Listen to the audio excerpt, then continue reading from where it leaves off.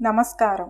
ఈరోజు మనం భారతదేశంలోని అత్యంత పవిత్రమైన శక్తిపీఠాలలో ఒకటి, కోరిన కోరికలు తీర్చే కల్పవల్లి శ్రీ వైష్ణోదేవి ఆలయ విశేషాలు తెలుసుకుందాం.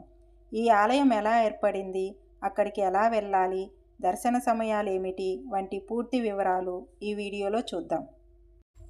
వైష్ణోదేవి చరిత్ర త్రేతాయుగం నాటిది.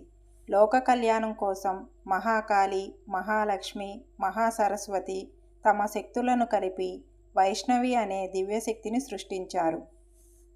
శ్రీరాముని కోసం త్రికూట పర్వతాలపై ఘోర తపస్సు చేసింది.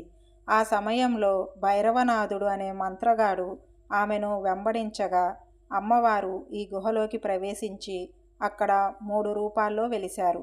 చివరకు భైరవనాథుని సంహరించి అతనికి మోక్షం ప్రసాదించారు. వైష్ణోదేవి దర్శనం తర్వాత భైరవనాథ్ దర్శనం చేసుకుంటేనే యాత్ర పూర్తవుతుంది.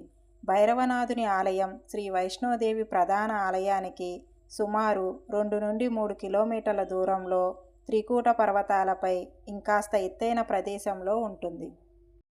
వైష్ణోదేవి ఆలయంలో విగ్రహాలు ఉండవు. సహజ సిద్ధంగా ఏర్పడిన 3 రాతి శిలలనే పిండీలు అని పిలుస్తారు. సతీదేవి శరీర భాగాలు పడిన 51 శక్తి పీఠాలలో ఇది ఒకటని భక్తుల నమ్మకం. ఇక్కడ భక్తుల కోరికలు తప్పక నెరవేరుతాయని ప్రతీతి. వైష్ణోదేవి దర్శనానికి వెళ్ళేవారు ముందుగా కాట్రా చేరుకోవాలి. అక్కడ నుండి సుమారు 13 కిలోమీటర్ల మేర కొండపైకి నడక లేదా గుర్రాల ద్వారా వెళ్లాల్సి ఉంటుంది.